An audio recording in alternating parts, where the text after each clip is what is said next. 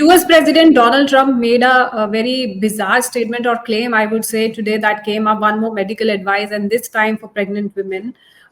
During COVID, we had heard certain advices coming from Donald Trump, and yet again, we came up to a position where Dr. Trump is advising women that the Tylenol medicine, which is known as paracetamol outside America, should be avoided by pregnant women. His claim is that it's linked to autism. But is it really the case we are trying to understand, or it's just some other game which is playing around in the medical or infra sector?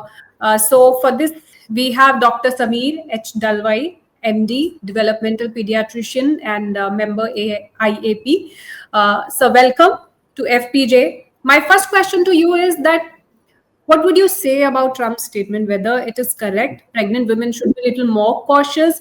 First of all, tell us about what this Tylenol medicine is and what is it used for? Yeah, so good evening and thanks for having me on FPJ. Tylenol or paracetamol is a very, very commonly used, very often overused medicine, which is an antipyretic, which is an anti-fever and also a little bit of an anti-pain medicine, which just reduces the symptom of fever. So it's an antipyretic, pyrexia means fever, and it's one of the most commonly used medicines across the world. So, but why is it Trump saying that it could be a bigger health risk for women who are expecting now? Well, you see, the problem with Western medicine to a bit is that, and especially with autism, that since the last 80 years, 1943, you see, Dr. Leo Kanner first described or used the term autism appropriately for some children. Since that time, we've been trying to figure out what is the cause of autism and how to treat it. And in the absence of not having found out an exact cause, we've been reduced to just treating the symptoms. And hence today, unfortunately, the big tragedy with autism is we're only chasing the symptoms, which are lack of eye contact, poor response to name call, not knowing how to behave in which situation, not being able to understand other speech, not being able to speak yourselves, and doing repetitive activities over and over again. These are the symptoms. And autism is but a shortcut term for a person who has all these symptoms, but we don't know the etiology or the cause of autism. Basically, by giving paracetamol, there is no link or no proof as to the cause of autism has been found to be linked to paracetamol. There's no link that shows that giving acetaminophen, Tylenol or paracetamol actually changes something in the child's brain that leads to autism. So there's no such causative link at all.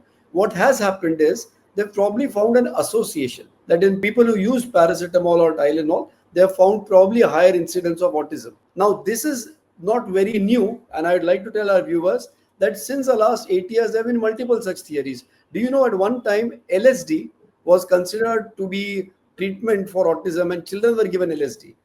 Of course, we know that at one time, somebody wrote a paper in Lancet and gave the cause as MMR vaccine as to causing autism. And now that theory has been totally debunked, that the gentleman was stripped of his medical license. So very often, heavy metals or toxins have been implicated just by association. But there was never a causative link found, and then these statements were replicated. So it's not a new So thing. according to you, there is no study, no sample study that, because I was going through certain research, so didn't find direct link between this, and I don't see anything, any numbers which are backing that, if pregnant women take paracetamol, then it could lead to autism. The Yes. rise in autism has also happened coincidentally with the beginning of the Cold War. There is an association. Before the Cold War, there was not so much of autism. So there is an association. So will you say the Cold War caused autism? Maybe rock music Right. started in the 60s and 70s and we started getting a lot of children with autism. So they're associated at the same time, but are you going to say rock music caused autism? So this is unfortunately a part of science or research which looks at associations but not a cause. So you can begin with this research, but then until you're able to link the research links what you are averring it to be the cause to the actual causation, you cannot make such bombastic statements and create fear mongering and worse, guilt among parents or mothers who may use it in the past, because nobody told the mother not to use paracetamol earlier, and she's used it. She's going to be made to feel terribly guilty, which I don't know how anybody benefits by doing this. Already the mother is so stressed. I mean, why mother? The whole family, the father, everybody is just so stressed. So doing such ridiculous things which are not scientific at all, and trying to show that you're doing something great, you're only worsening the misery for millions of people who are really very already miserable because of what they are having to go through, or already stressed. So by creating this fear mongering and inducing guilt, I don't think you're doing anything nice. So that's a purpose talking to you to make it clear and a kind of myth buster for the audience also, that you don't have to be afraid of it. There is one statement which is coming from a president of a certain country, but it doesn't back any medical evidences.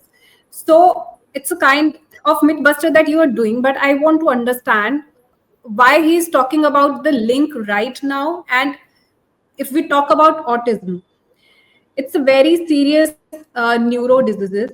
So how are these two things connected? Is it during birth that people get infected, women get infected, that this disease spreads among the children? So first and foremost, it's not a disease, and it's certainly nothing to do with infection. Why is he talking about it now? Is, well, I'm not into the American politics, but the fact remains that the incidence of autism is increasing enormously. So when he says that it was one in thousands earlier and now it is one in 32, 33, that's true. So as a head of state, if you have a condition which is worse, which is increasing so rapidly, and you don't have a real cure for it, and you're mandated to spend billions and billions of dollars on it, you obviously need to give the public some explanation.